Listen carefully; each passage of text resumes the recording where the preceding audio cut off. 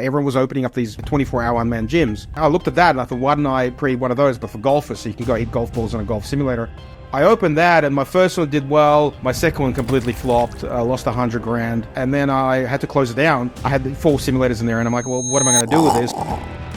This episode is perhaps one of the most unique that we've done so far. Now, looking back, it makes perfect sense to start an e-commerce business. I've spoken to a lot of guys that have expanded to the US from Australia, and their world changes, and my world changed. Now watch this drive. A lot of people don't understand the actual amount of work and cost that it actually takes. When I first expanded to the US, budgeted like $300,000, go open up a warehouse, move some inventory. It ended up costing me over $1 million to actually expand. Oh, wow. Oh my God! Things that would go wrong are the most random things that you can never budget for it. I'll give you the biggest.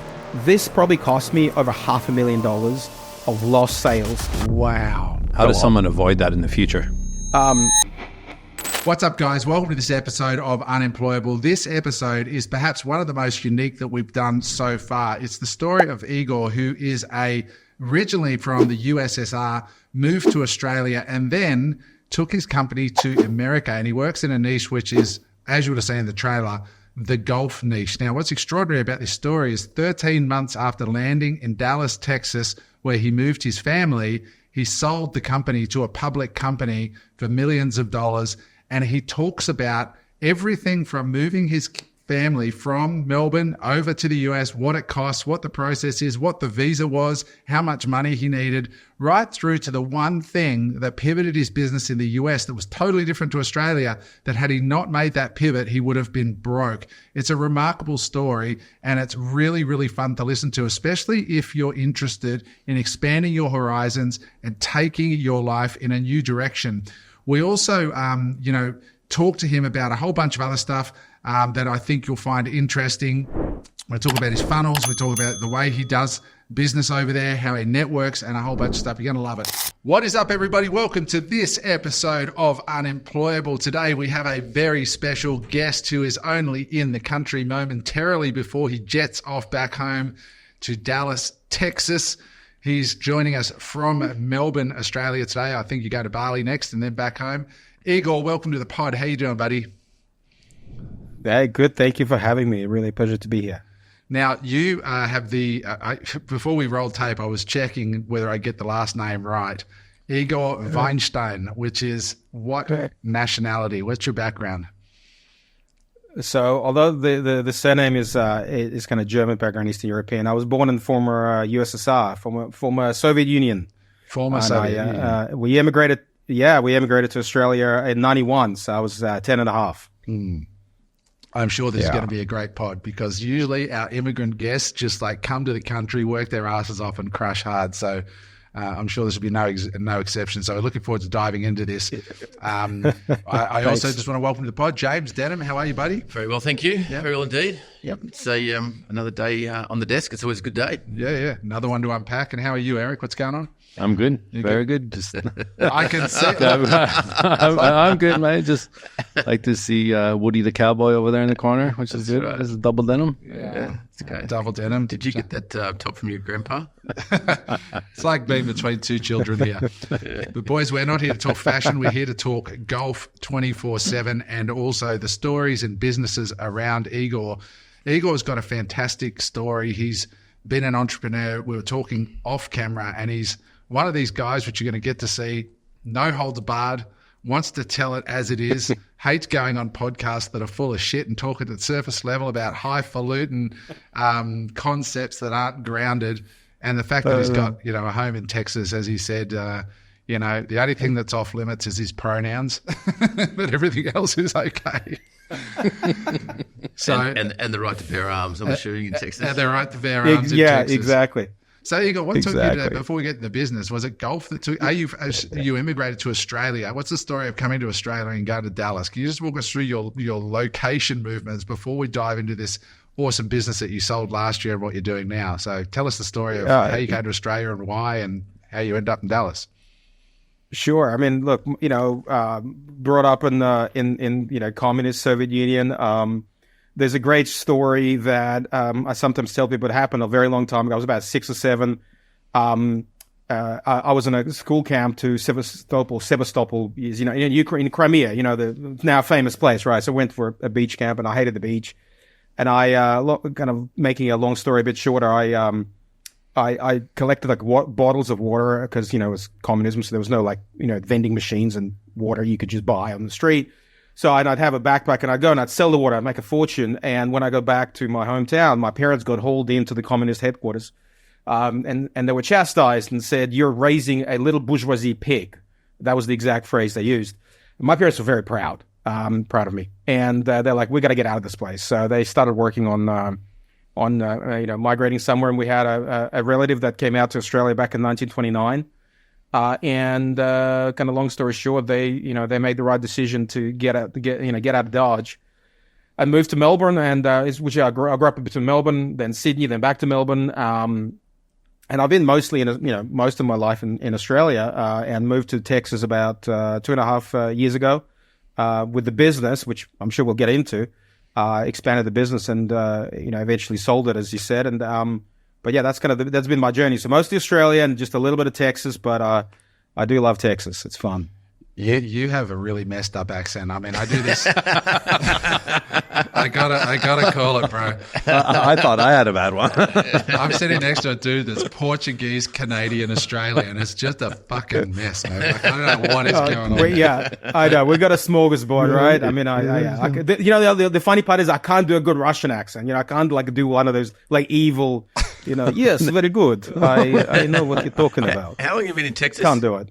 How long have you been in Texas? Just under 3 years now. Geez, rubbed up pretty quick, isn't it? The Texan drawl. When I came to Australia, I learned my English from American sitcoms. Yeah. So it's funny, growing up here, everyone said, "Oh, why do you have this weird American kind of slang, whatever?" I'm like, I've never even been there, And now I've lived in America a bit. Everyone there goes, "Oh, you have such a strong South African accent."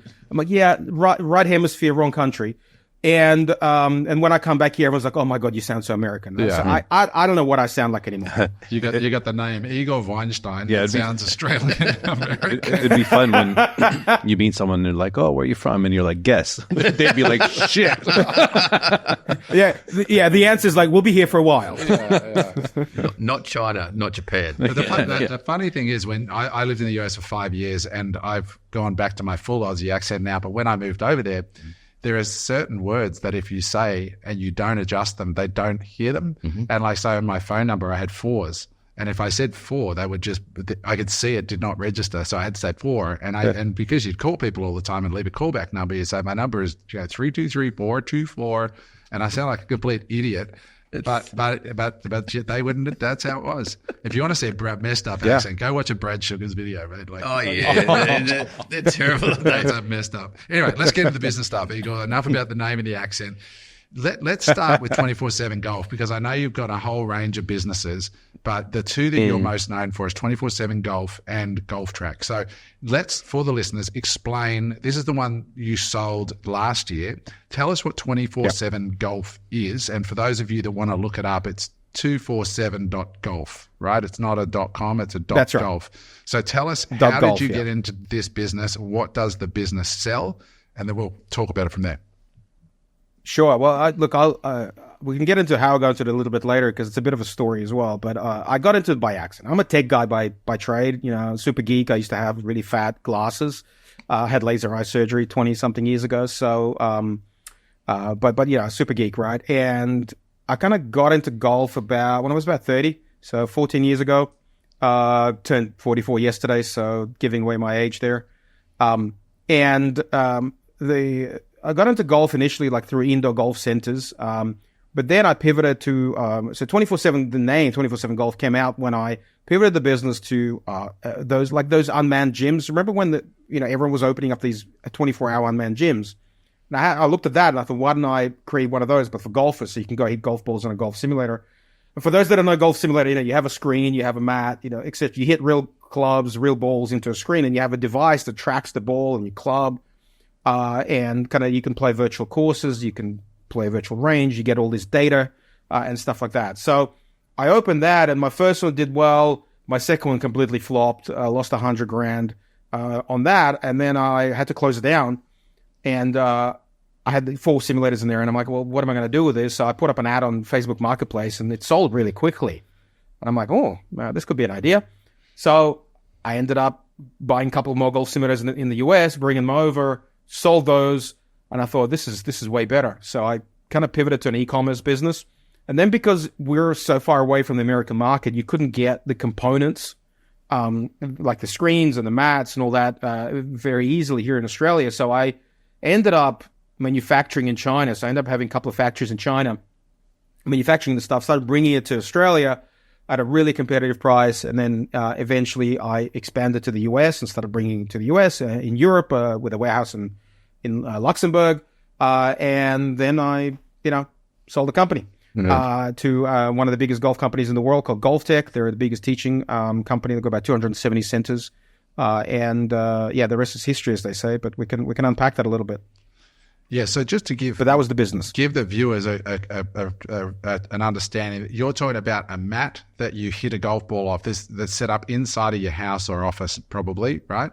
So you have a mat that you hit the ball off, and then you have a screen which has some computer-generated looking golf course, and you whack the ball into that screen, and then you have a net surrounding it to keep it safe. So there's tech and physical hardware in that, correct?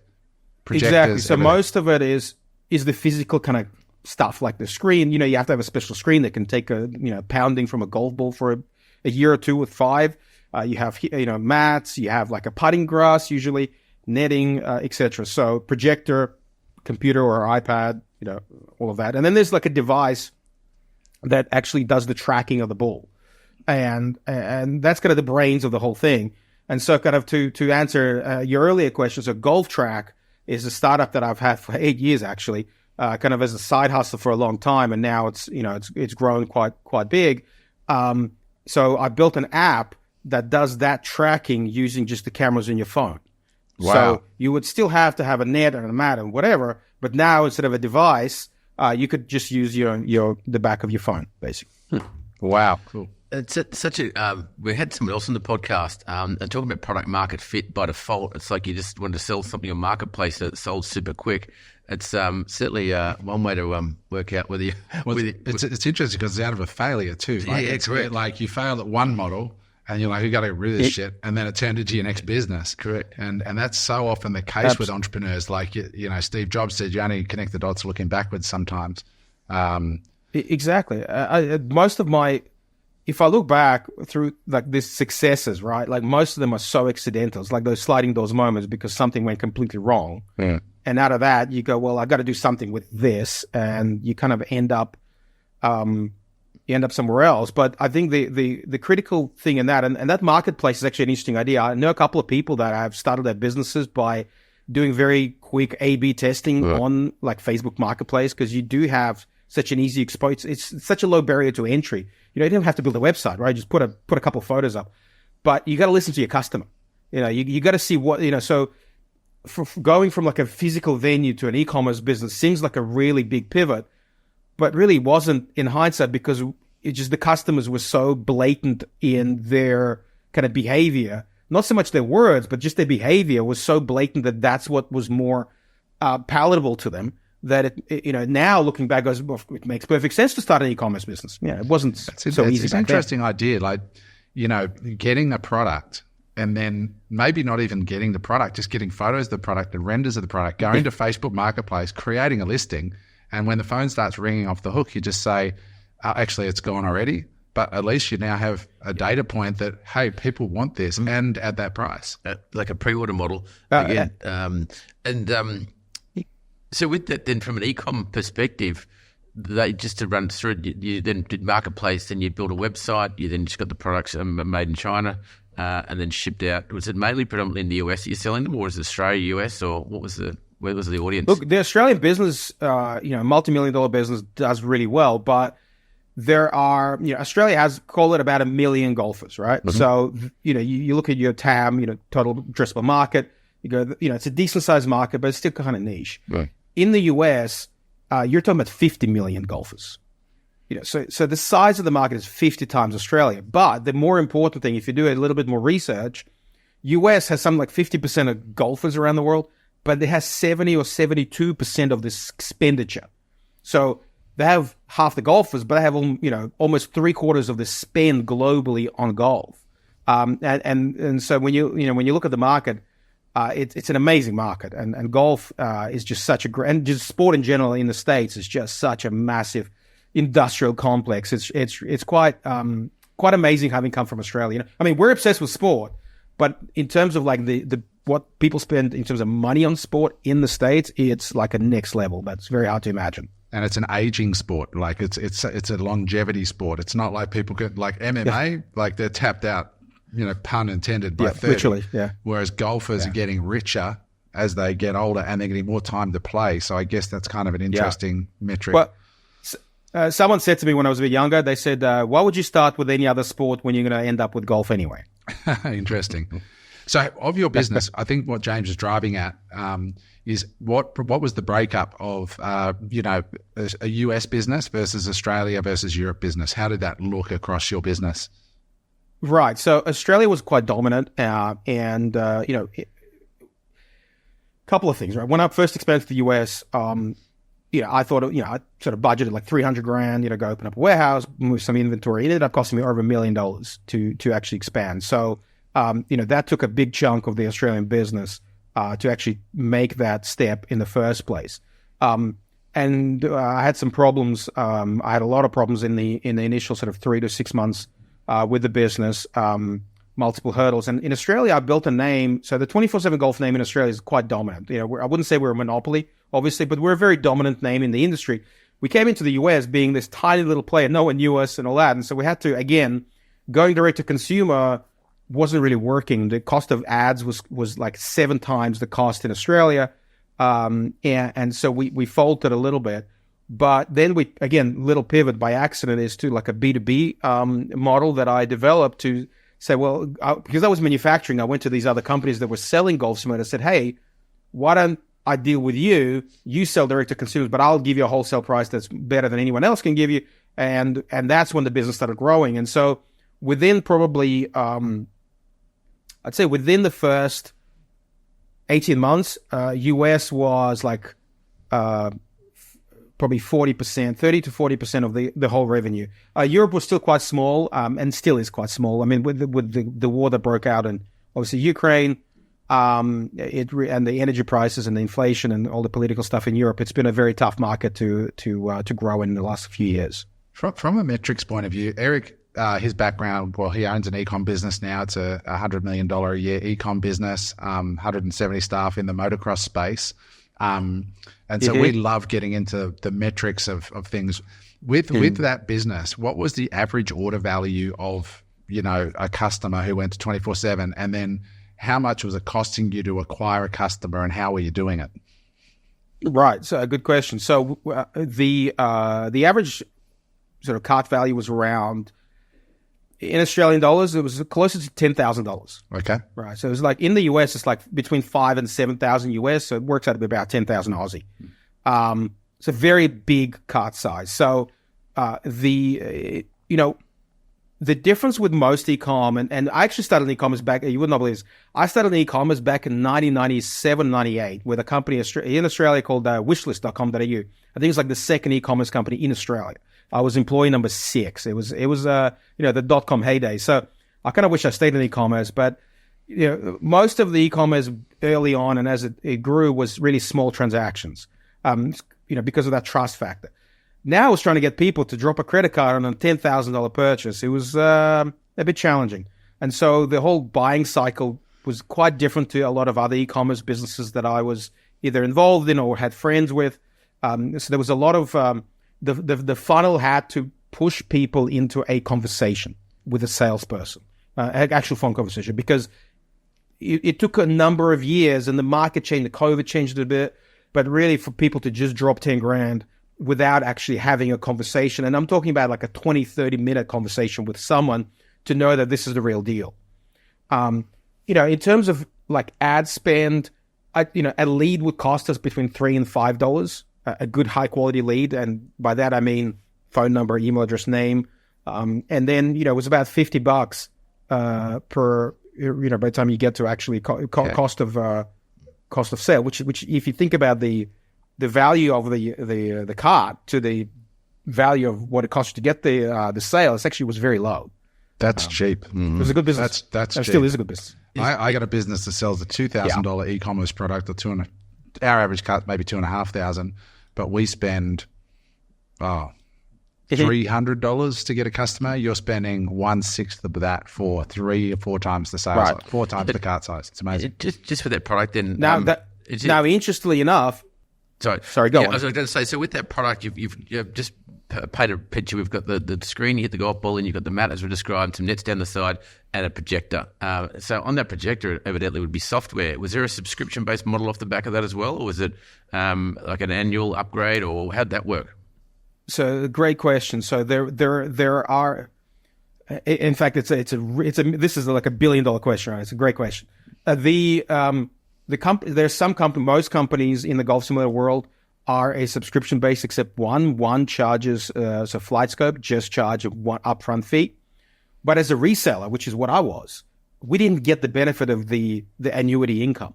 So I would make the sale, and then the simulator company in the US would then keep the annual recurring income, which is where Golf Track, for me, changed the model where I wanted to have that recurring income. That's it's one of the best business models out there. So they kind of used you to get the sale. So they make the initial margin, and then they would just keep all of the recurring income. So we didn't get to participate in that, if that makes sense. Yeah, cool. Igor, you mentioned. But one thing before- I just wanted to say, just going back to the cost of the leads. The one thing I learned being between the two countries, and in fact multiple continents, right, in Europe as well, the same product, the same consumer in multiple countries can have a vastly different cost of acquisition. So in the US, the numbers I was telling you just now is Australian. In the US, it's about 5 to 6x that per sale. So it's closer to the ratios that you were talking about there. What was the main thing that increased that cost? Is it the cost of the click, or is it the number of clicks that you needed to get a conversion, or both? It's both. It's really both. So cost of click it's actually more cost of click. I think cost of click is like 10x in the US. Just because the competition is so fierce. Wow. In Australia, there's probably 2 or 3 main players. In the US, there are about 20, and it's much more competitive. And then the actual once you get the click and you get the lead, the actual sort of funnel flow is actually quite similar. Yeah, go ahead, Eric. You mentioned before that you had a lot of problems and hurdles entering the U.S. market. Like you originally thought it was going to cost you $300,000 in budget and it cost you $1 million. What were some of those problems and hurdles? Because there's a lot of people that have these Australian businesses, and the big goal is to go to the US. And I feel like a lot of people don't understand the actual amount of work and cost that it actually takes to launch a product successfully in the US, especially in e-com. Yeah, no, you're right. People underestimate. I was one of those people. I had, and the thing is, the things that would go wrong are the most random things that you would just go, you can never budget for it. It's just crazy. So I'll give you the biggest. This probably cost me over $500,000 of lost sales. The tiniest problem you could never foresee. So I hope you're enjoying the pod.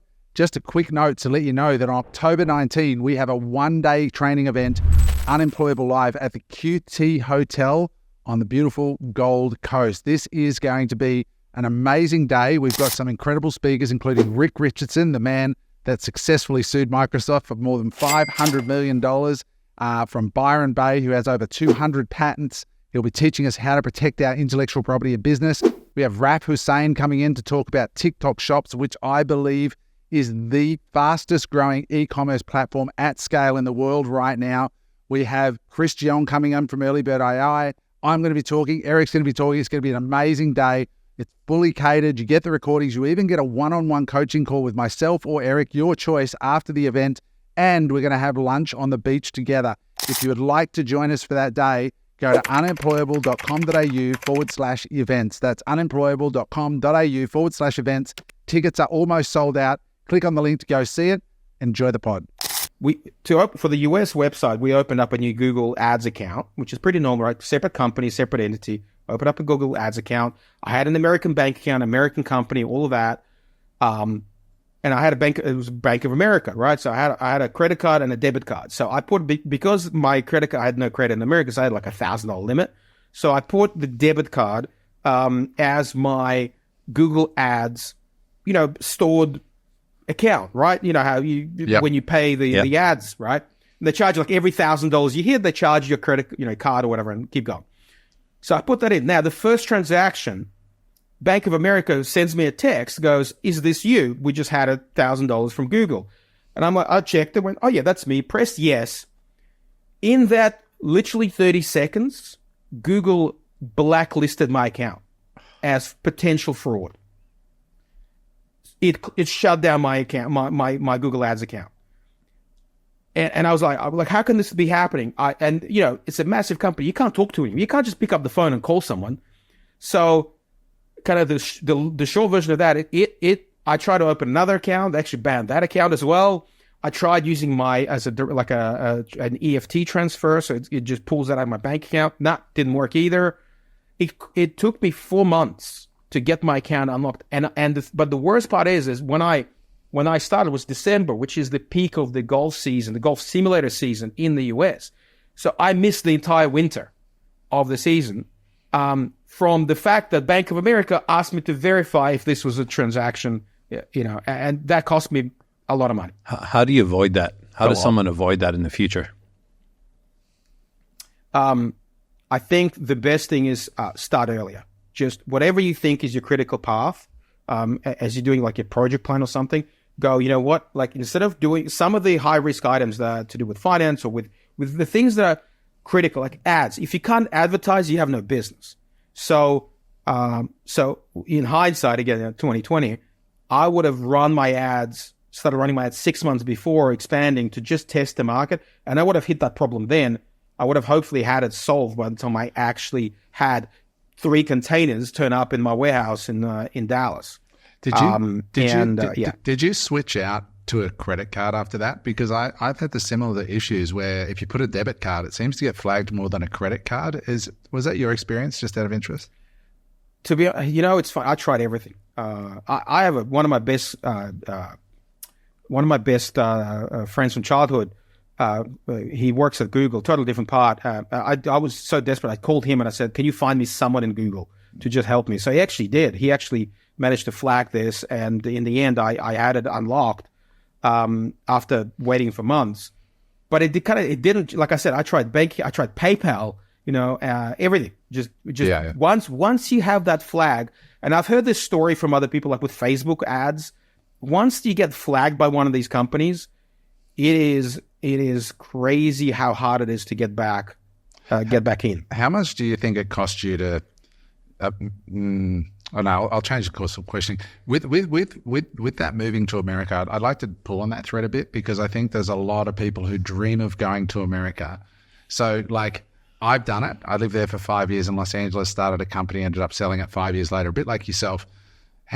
What was the process like I'd like to talk about emotionally and so on, but also the effort. I always say to people afterwards, the gravity of your reality in Australia, life in Australia, is much heavier than you think it is. It's not that easy to up and move your entire life to another country.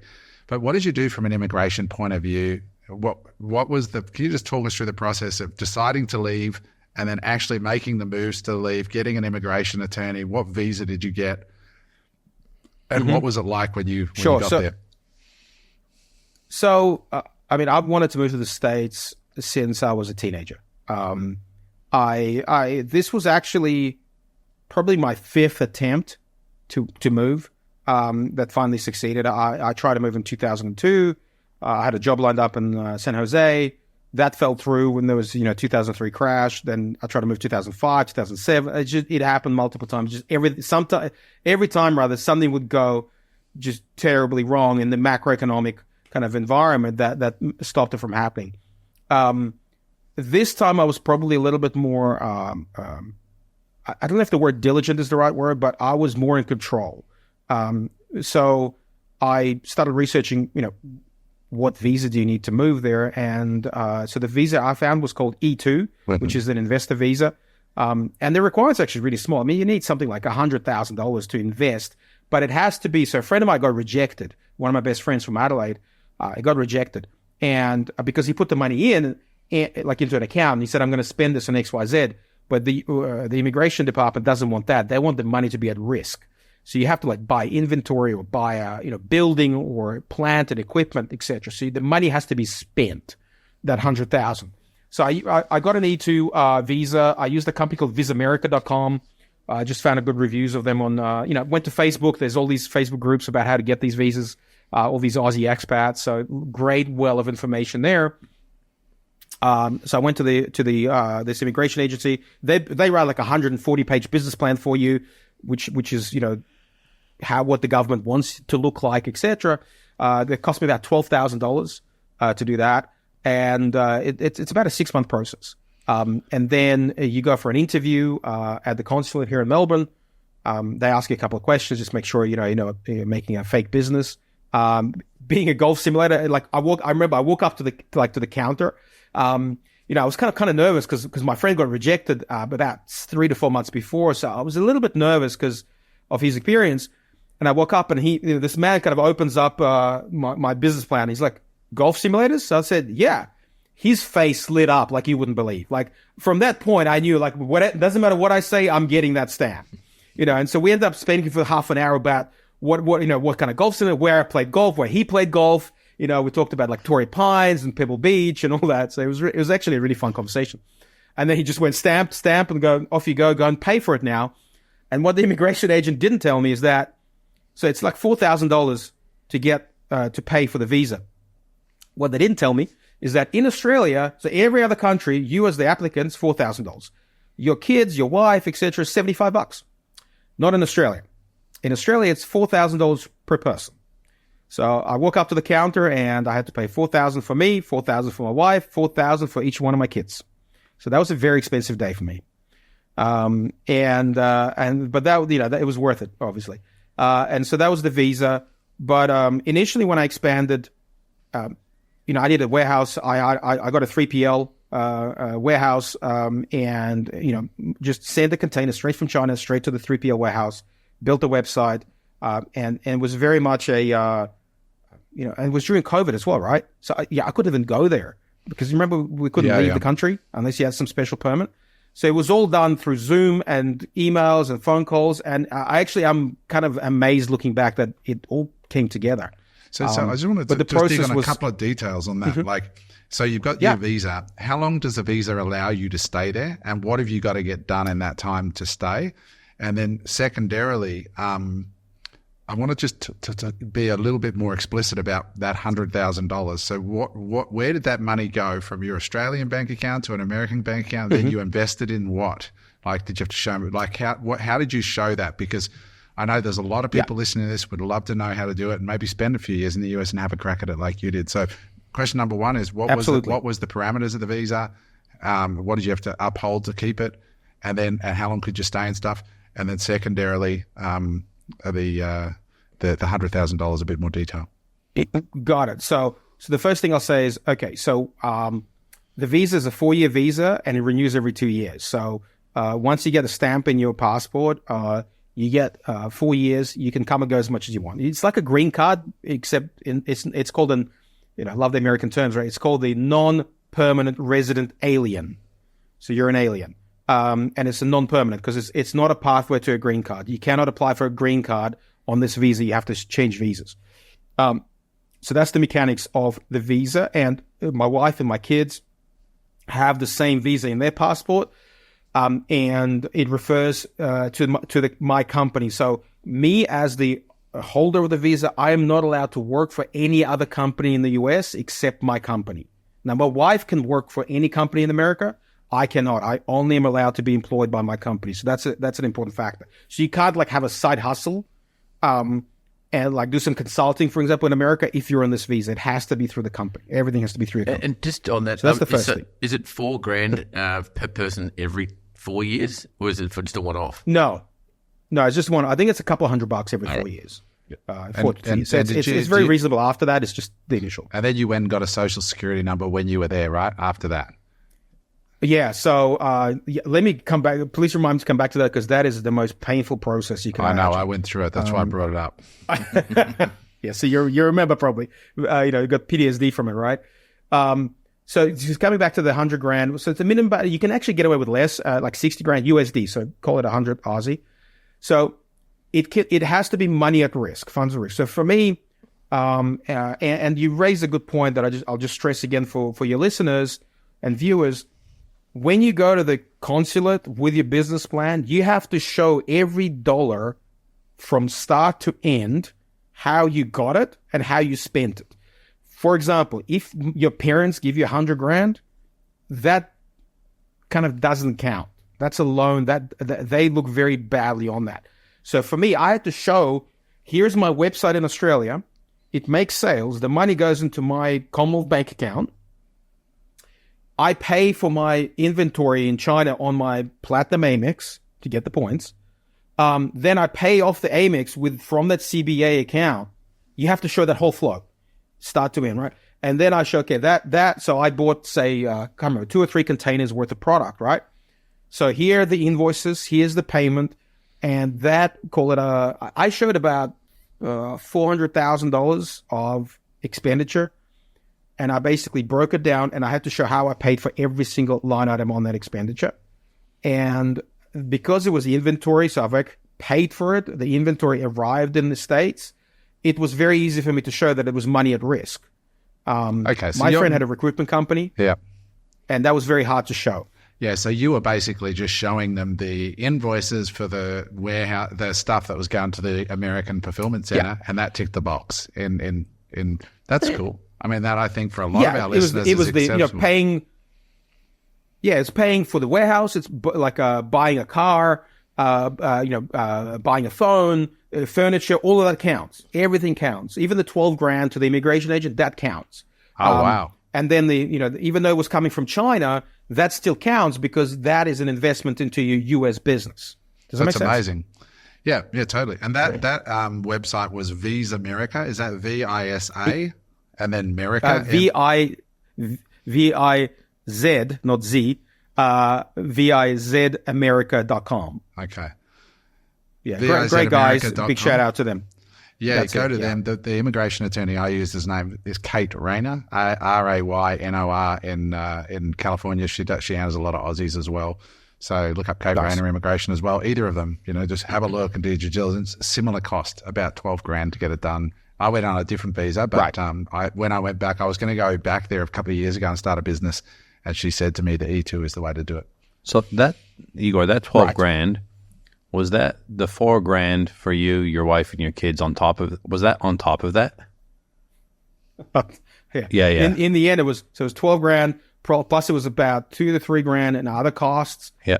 And by the way, this is US dollars, not Australian pesos. Yeah. So just to add to the misery, and then it was 4 grand per person. So when you get to the counter, it would cost me $12,000 just for the visa to go into the passport. Yeah. This is getting close to 50 G's Aussie to get your family over there. By the time you pay the immigration attorneys, the fees to the consulate, and all that sort of stuff. So no, it's good. I mean, look, I'm a strong advocate, Igor, of any Australian an entrepreneur having a crack at the US market. And once you've had a crack at it and you've been over there and it gets you, like to this day, I still miss America. I love doing business there. I love the people. I love the vibe. We're starting a new business shortly, Eric and I and one of my friends. And he was in the WeWork space next to me in Los Angeles when I started my company there, and he was building a fintech. He's from Perth. But he's there right now, and he's sending me videos from over there going, oh, my God, I miss this joint. I just can't wait to be able to come back here, because it does. Yeah. Has that been your experience? Like, it expands your mind, and it's very hard to go back to just doing business in Australia after. There are a couple of, being back now, so last year I was back for like 2 days.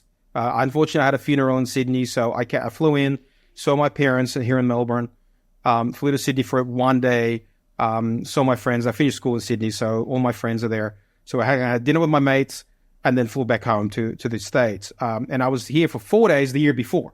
So I haven't really experienced Australia since I left. And I'm here for about 3 weeks, except for the 1 week I'm going to Bali tomorrow. I have an office there. And it's kind of interesting looking back and seeing Australia in a different light.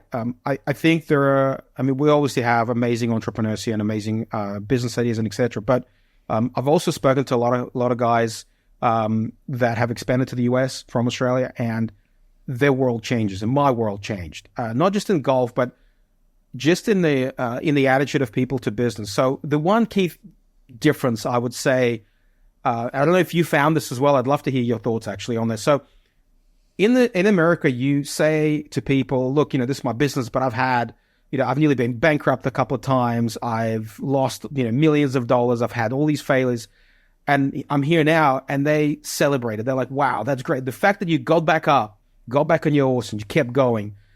I find no one in the world celebrates that the way the Americans do. And I absolutely love that. In Australia, I find it's a little bit different. Most people go, kind of like, haha, I told you. Yeah. So I don't know if you had a similar experience when you went there. Mate, I did. It's almost like they don't trust you if you haven't failed. They're like, what? You haven't failed? Like, you must have been playing it safe for a long time, bro. Like, they really do celebrate success. And I always share the story that the first, I got there much like you, and I said, I'm not coming home till I'm successful. And I was just like, I'm going to work my ass off. And I did. And I had a couple of failed businesses and a couple of very successful ones. And the first thing I bought when I had my first really great month over there is a Bentley convertible. And I went down to not Long Beach, just in the southern part of California. I can't think of the name of it. Manhattan Beach. Went to the dealership in Manhattan Beach to pick up this Bentley convertible that I was so excited about. And I got there and this guy was there, and he was the assistant coach of the Lakers. And he's like, dude, congratulations. He was there getting his car and he was like celebrating and going, bro, that's so exciting for you. And then as I drove home, I got people pulling up to me next to me at the lights, just going, sick car, bro. Like in Australia, they'd be like, what do you think you are? Like some millionaire, billionaire, wanker, get the plate, wanker plate, in America, they just loved it and it made them aspire to it. And I really think we can take a leaf out of their book when it comes to that.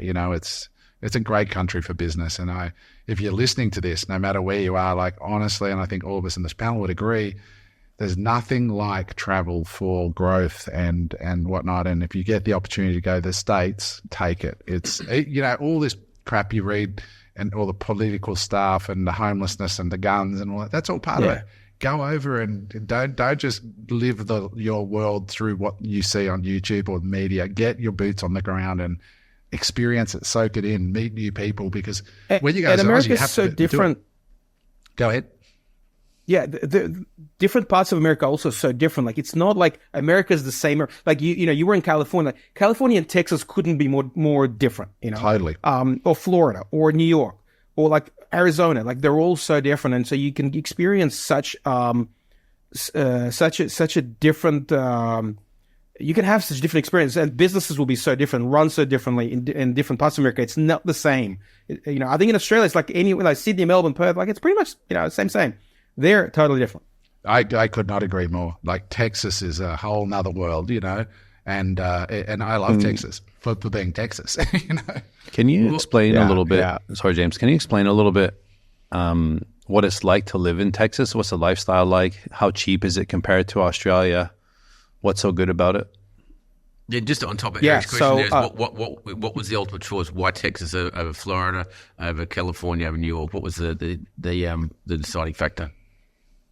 Yeah, good question. So obviously, when you tell in Texas that you're from Australia, they think that you get, in the morning you don't get in your car, you jump in your kangaroo and kind of hop to the office. So, most people think, when you're in Texas, like, you put your cowboy boots on, you jump on your horse and you go to your office, right? So it's a little bit different these days. But so I used to have like a little warehouse in California in Van Nuys. And I love, like, the Californian coastline is just magical. And I'm sure you've experienced that. It's just politically and economically and tax-wise, everything. California is just horror show. Not the California it used to be. I'll just leave it at that. I won't go into detail, right? Enough had been said on YouTube about that. So we actually went to do a scouting trip in Texas in 2019 before COVID. And it was, again, random, like sliding doors. Life is so full of sliding doors moments. So how it happened was my mom signed up to Ancestry.com, right? And just randomly put in her DNA, whatever. 3 days later, gets a message from this guy in Dallas, Texas, going, "We're cousins. Never met." Right? He's from Odessa, Ukraine. My mom's from Ukraine. He's from Odessa, Ukraine. They're like, and the DNA was like super strong. And he's got two daughters about my age. It has 2 kids each. And we're like, this is amazing. So we started talking to them. We kind of became friends. And so we went over there. All of 6 of us went over to Dallas and met them all. And we just got along like a house on fire. And we kind of checked out Dallas. And I've always loved Texas. My dad's done some work in Texas. He's a software engineer. Never been there until 2019, but just loved it. Loved the space. And talk about your question, but it was so cheap in 2019. You know, you could get a mansion, 45, 50 square house, in a great neighborhood for like 400 grand, 450 grand. It was crazy. And the food was so cheap. Everything was just so cheap. By the time we got back there after COVID, it was not so cheap anymore.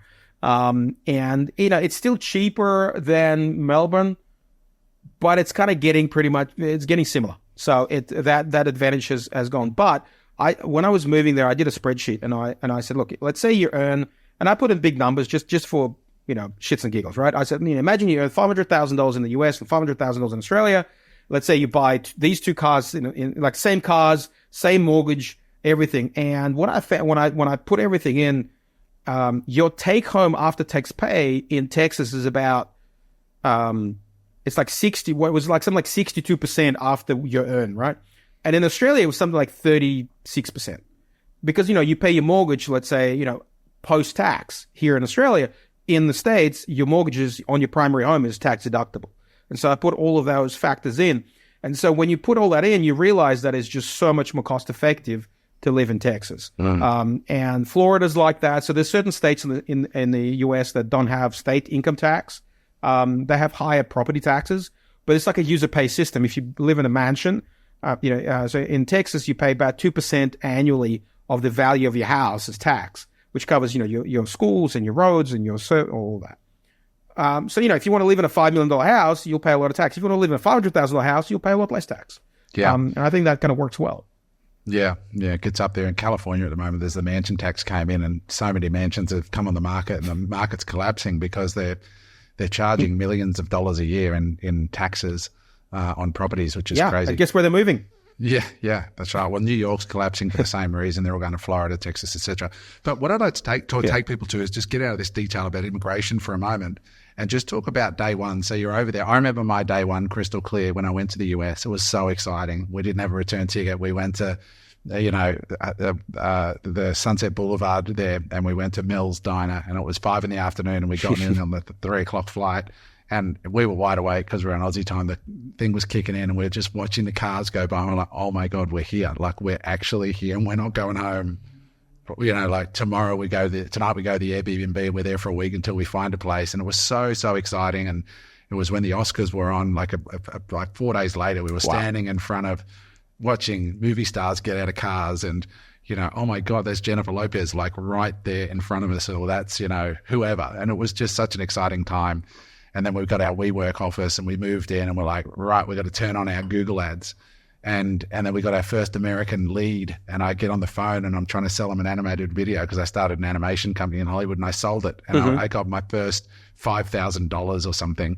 Hey guys, I hope you're enjoying the pod. I wanted to share a really interesting stat with you. In our e-commerce business where we sell electric toilets, we noticed that nearly half of our online visitors visit our website and do their research outside of normal business hours. Now, when you think about spending thousands of dollars a month on traffic, it is pretty important that you can service your customers when they're on their website. And that's why we used Early Bird AI. That's EARLI rather than Y, earlybird.ai. The team there helped us implement AI-powered web forms, which when somebody has a question about anything to do with our product, our website actually texts them immediately and engages with them in a discussion to assist them with whatever they want to know, and is trained to move them towards purchase. We've also installed a talking website, or it's about to go live, where you can literally push a button on the website and it connects with an AI-powered voice that sounds like a natural Aussie-speaking person, and you can literally just talk to the screen and have the AI engage with them, answer all their questions, and again, direct them towards a sale. If you would like to learn other ways, including those, to grow your business through very smart AI, go and talk to the people at earlybird.ai. You can get a free audit of your business. It's not just for online businesses. We're working with plumbers, medical centers, all kinds of businesses over there. Go to earlybird.ai. I can't recommend them highly enough. With that said, enjoy the rest of the pod. And I was like, oh my God, I'm like, this is the first American dollar that I've made in America, completely, like boots on the ground in America. And then we went on to do millions of dollars. But it was such an exciting time. And then going down and getting my social security number, getting my first bank account, all that shit. But for you, was it similar? Like you got into Dallas, were you working from home and you had to turn the ads on, or is my version far more romanticized? He turned his Yours ads is on definitely and more then got romantic than banned. mine. for 4 months. You got a big Texas dick in the ass right out of the gate. And then 4 containers sitting in a fucking 3PL. That's amazing. Welcome to America. Yeah. I felt like I was one of those bull riding competitions, straight up. No, so my obviously COVID made a big difference to how my journey started, because I couldn't even go there to check out a house. Like I rented a house from Australia, right? I paid 6 months rent up front for a house in Dallas because I couldn't go and check it. Like I went on Zillow.com and I went like, I need a house. I'm like, I need a furnished house, which was not very common in Dallas for some reason, like in the areas we were looking at. And I was looking at areas like where my cousins lived, or, my mom's cousins, whatever, the family. And we ended up renting a house, and I ended up, I'm literally on Google Maps, I'm looking, where's like an industrial area nearby? Oh yeah, that's about 20 minutes away. And I rented a warehouse from Australia. I joined, when I rented the house, I'm like, all right, where's the closest golf club? Oh, look, it's on a golf club. I called the golf club, go, hi, I'd like to join. And they're like, okay, would you want to play a round? I'm like, no, I'm in Australia. They're like, is this a fraud? They were like so, skeptical, and like same with, and you renting a house with no social security number is very hard in America. Yeah. And so, we had to pay 6 months up front. So I started the business from here, and then, so it was going for about 9 months, with the 3PL, in Ohio. And I already had a website, but I was doing, so the reason why I didn't hit the ads problem until later is because my initial deal was with a B2B, with another e-commerce business, and I was kind of wholesaling. So my first business in America was wholesale. Then, my dream was to build the direct to consumer, and when that failed, with all the crap that I went through, I kind of pivoted back to the B2B, and that's what actually made the business successful.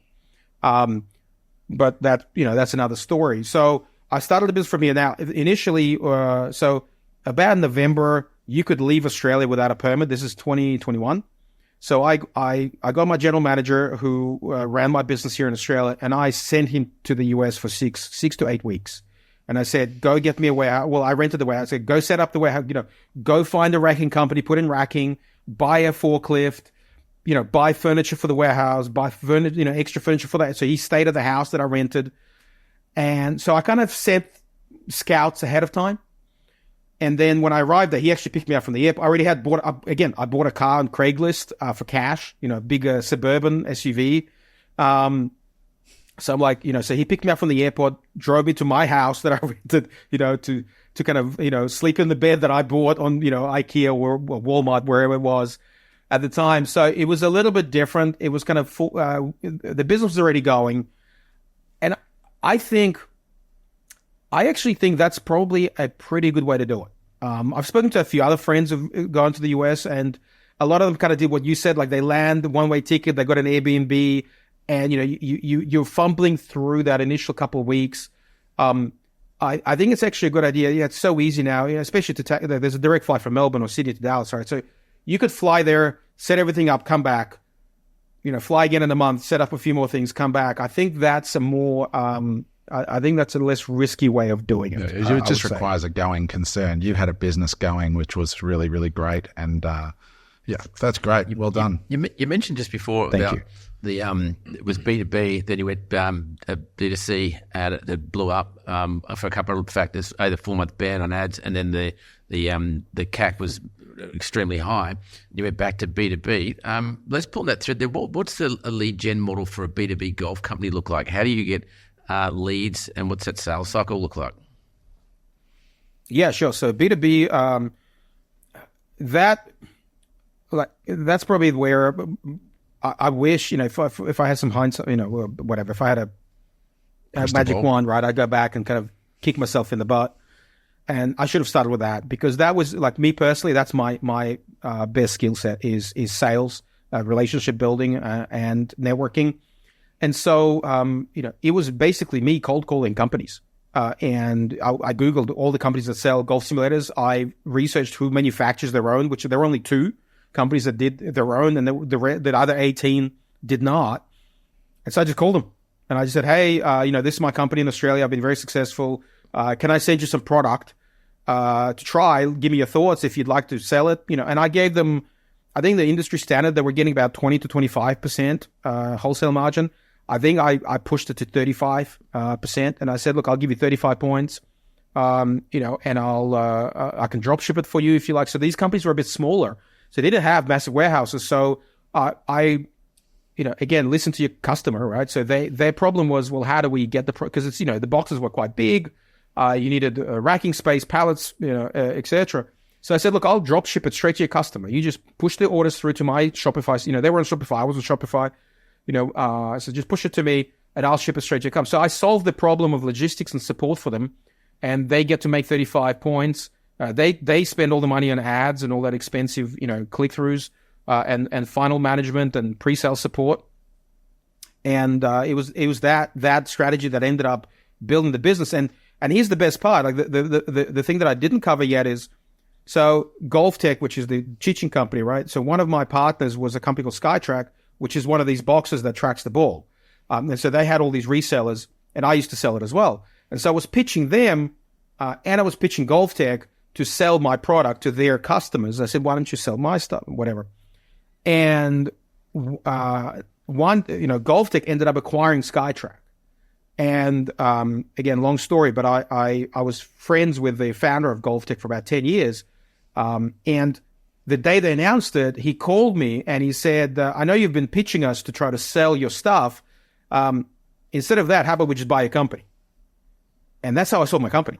I mean, that was, so that B2B strategy is actually what allowed me to sell my company in the first place. So again, it's you just don't know where these things go. You just got to kind of chase down all these leads, because you just don't know. So just on that, we spoke previously about the subscription or the recurring revenue. GolfTrack bought SkyTrack, and that SkyTrack was the one that had the recurring revenue model. So they bought that, and they bought the distribution through you. GolfTech is the teaching company, so they do lessons and stuff, and they have physical venues, about 270. So they're the ones who bought SkyTrack, and SkyTrack had the recurring software revenue. That's correct. And that was the software that drove your physical product. That's so I would sell. No, that's different. So SkyTrack is the physical product, and they have their own software. Yep. GolfTrack, which is my startup, is the app version. So it's using the same model of the recurring revenue, but they're separate companies. So how many wholesalers did you build a network out of at time of sale? How many wholesalers did you have? Ballpark. So I had about 3 or 4 big ones. Yeah. And to, I mean, I nearly went out of business. Like you have no idea how close I got. Just before kind of my big clients, B2B clients kicked in. And so the way it was, like, I explained it to America. I think I'm going to be doing this. And then it just, all the problems started, and I'm crashing. And, summer hits, which is the lowest part of the season for golf simulators. And I'm July, I'm like, I think I'm done. I think this is the end. And 6 months later, I sold the company. So, Was it that quick? But what allowed me, the scale of the market. Like, when you have, 50 million golfers, you can go from zero to millions of dollars in sales very quickly. So hang on, just paint America. that picture for us. So you arrived in America when, and you sold when? So I landed in America December 21. and I signed the first like full sale contract January 23, so 13 months later. Wow. That's amazing. Yeah, that's a dream amazing. come true. Yeah. And you nearly went broke in the middle of all that. So it's just like this. Yeah. Reid Hoffman is famous for saying, you know, entrepreneurs are people who jump off cliffs and build airplanes on the way down. And that's kind of you. And are Yeah, you still happy with the decision of selling? Because I know some people sell and then they go, shit, I regret selling. So No. has it worked out really well for you? Best decision I ever made. Okay. And, you know, and look, initially when they first offered me, you know, I told them to get stuffed. Their first offer was just not great. But what I came back to them with, because I was still a very small business, and quite new in America, and I said, look, I believe in my product. And I also had a patent, by the way, I had a patent on the enclosures. So I had some IP that I built as well that was quite unique. And I said to them, look, I believe in my product and I want you guys to believe in it. So how about we do this? We structured a deal where I got a little bit of money up front, and then we did an earn out that shared the risk completely between us both. And I said, look, if you do well, I will do well. And if I do well, you do well. And so that was a great way to structure something that, you know, because it wasn't a traditional, you know, EBITDA times 3 kind of business sale. Like, it was a high growth area. And what's happened since, and the interesting thing is, going back to your B2B question, not only have we started selling, obviously, direct to consumer through their website, but we are now in Walmart, in, you know, Costco, and like PGA Superstore and Shield, like all the biggest big box retailers. We're selling through all of them because of their, you know, we're on TV ads, and so that B2B strategy actually, with the power of this big company behind me, made both of us very successful. It grew the business something like 10x in the first year. It's been crazy. So with the buyout, are you still involved, or were you involved in the business for a period of time on a retainer? Because most businesses, obviously, when they sell, they keep a key man for a period of time. Is that something that happened with the sale? Yeah, so most of my staff came over. Not all. My warehouse in Dallas got shut down because they had a big warehouse in Denver. So my warehouse staff had to go, but I had my key operating people stayed on. I've stayed on as well. We have a 3-year contract, golden handcuffs as they call them. Yeah. Basically, I do a lot of strategic work, and I'm also building the international business for the company as part of my role. Obviously, because I've had experience, internationally, I've traveled a lot, but I've also, I built networks in multiple countries. And I think as Australians, just going back to an earlier conversation we had, I think as Australians, we travel a lot as a people. And I think that, that gives us a really interesting advantage in America that, a lot of Americans don't travel. They don't see the world through multiple lenses. They kind of see through the American lens. I think that's pretty well-known fact. I think most people know that. This is something that Australian entrepreneurs should use when they go there. Is that the wealth of traveled experience? I think is quite unique and valuable. Can I just go back to this acquisition for a sec? The acquiring companies are much larger. They bought the other part of the jigsaw puzzle, and they bought the distribution of the product with the patent through you. You've got GolfTrack.app. Did they not see that as a conflict of interest because of being a semi-competitive product? That's a good question.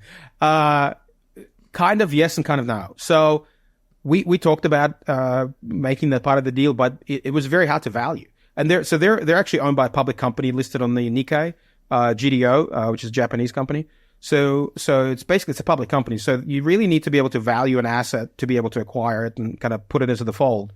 And it was back when we did the acquisition, I still hadn't even launched on the App Store, and so it was very hard to value. So we actually agreed, and we have in our contract we have a specific clauses that allow me to work on the app, and they can always come back and acquire it later on. I don't see it as competition because it goes for a vastly different customer. I call it, the app is really going after the top golf customer, the fun, really casual non-golfer. Whereas SkyTrack, GolfTech, their customer is an avid golfer who wants to improve the handicap, etc. And so there are two different markets. Now, there is some overlap, of course, but they're actually quite complementary. So I think, one day it definitely could be an option when it grows a bit bigger, that it could be potentially another acquisition. Can you explain a little bit about GolfTrack, the app itself, and how it started? It started by accident. I keep saying that. I'm sorry, but it's true. So I had the indoor golf center, the unmanned 24/7 golf here in Melbourne, on one of them, and I wanted to provide a service to my customers where you could video your swing from two angles as you hit balls in the center. And there was really there was one piece of software, but it was quite expensive. I couldn't afford it. So I hired a developer to build a custom software. I bought these USB cameras on eBay and I put them in, and they were okay as cameras, but I had a Samsung S9. This is how old this thing is. And I thought, what if I use the phone instead of the camera? So I put two phones in, and it was quite good. Like, the quality was really good. And as I'm watching these videos and I see the ball flying, and I said to my developer, I'm like, do you think we could use this to track the ball? Just innocent question, right? And 8 years later, yeah, you can. And so, yeah. So basically what it does is, it took the whole concept, it took an existing concept to basically, how can we use the technology that's already out there to do this? And especially with the phone, there's a lot of challenges. We can get into the detail, but the idea was really to allow anyone, because especially back when I started, 2016, 2017, golf simulators were still quite expensive. There's a lot more options at the lower end now, but back then it was still thousands and thousands of dollars. And so my vision was really to open it up to the masses, to allow people to have this experience that I was selling and promoting to really a very large number of people. So is the app live? Is it an actual business at the moment, and there's revenue? And it is, yeah. You can go to the App Store, download it. We're a freemium model, so it's free to use at the moment. And then if you want to, so you get like your shot. You hit a shot, you get your data. You got a watch, companion app with it. But if you want to play virtual courses, you have to buy a subscription. Hence the subscription model, which is either like $10, $12 a month, or $100 a year, $150 a year. There's multiple levels. And then those software companies pay us a commission for annually or monthly, and that's how we have revenue. We've got over 20,000 downloads. We have users using it. It's got revenue, and we're also doing we're doing a B2B model, which is actually very unique in the whole simulator space. We are white labeling the app to other apps. So we've got to deal with a company that has like 15 million golfers. And they're going to put GolfTrack inside their app, and it'll, like powered by Intel. So this will be powered by GolfTrack. And again, this B2B model has been an extremely effective way to get scale. And that's something I've used in this business as well as my previous one.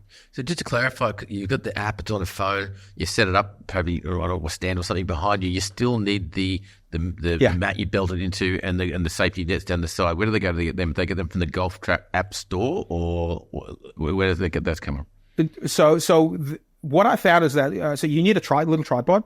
And you need like a net and a mat. That's really the minimum that you need. Ideally, you would also have like an iPad or something. Or, if you want to hit into a screen, you need a projector. But what we found is, because it's so accessible, people go on Amazon and they buy like $100 net and a $50 mat. I have customers that buy like $100 Chinese, projector. They hit into a bed sheet, whatever. And so we customers still have to go and buy that. But we are staying purely digital as a business, right? And you guys have sold companies, so your valuations when you have a pure app play or like a SaaS model versus a e-com or a physical product model is very different. And what I found is that mixing those two can really create challenges in how you value the business. I'm going through a capital raise at the moment, and so if I had both businesses if I had a physical and a digital version of the business, it would be quite difficult to kind of slot it into a particular financial model for investors, they want to see one or the other generally. That's my experience. I don't know if you have the same. Igor, it's super fascinating. We could talk to you for quite a while, I'm sure. It's hard to believe we're approaching an hour and well over an hour, which is good. Wow. But, I think this is really food for thought for people who are interested in, business, because it's a random kind of area. It's a real niche, this golf simulator niche. And it's a really another great example. You were saying off camera that you've considered yourself unemployable for many years. And so the podcast kind of fits you. And listening to you talk, I think you are a defining picture of being unemployable. You're just hustling and having a crack. And, for the listeners, the reason we didn't mention the exit prices and so on is that is part of an NDA when Igor was acquired and bought out. So we couldn't mention it, but, it's many millions of dollars the business was doing, which is great.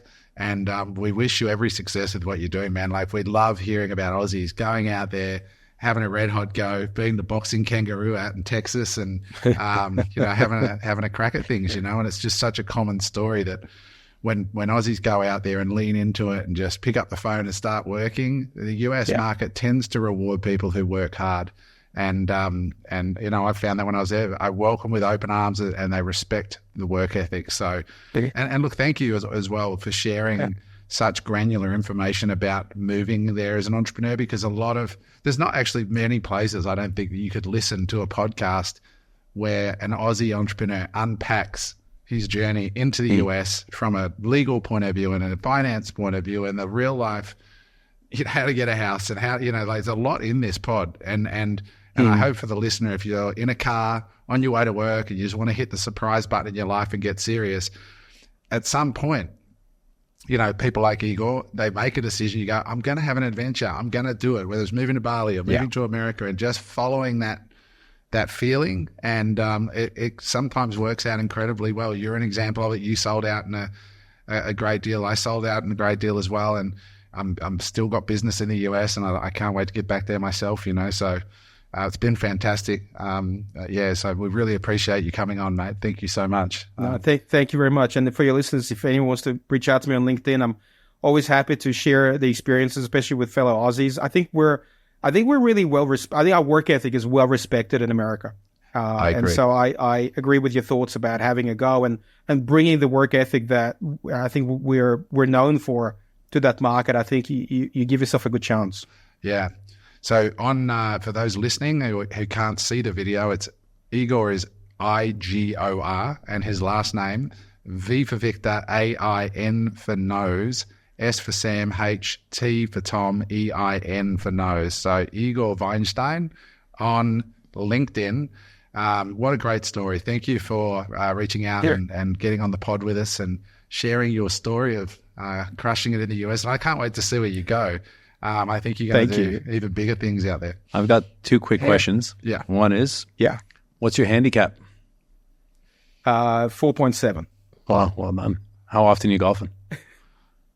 Well, I live on a golf course, so at least twice a week. Yeah. At least twice. Awesome. If we had another half an hour, we could ask what James's handicap as much as my old body can take. Last minute fucking Larry. I love it. Last minute dive bomb. I said if we had another half an hour, we might be able to find out what James's handicaps are. Plural. Handicaps. Thank you so much for having me, guys. It's been really fun. I can't believe we spent. You're right. Time has flown. So I appreciate it. Thank you so much. It's a great story, man. Thank you so much. Keep crushing. Thank you. Hey there, I hope you enjoyed that episode of Unemployable. If you'd like to watch another episode, just click there.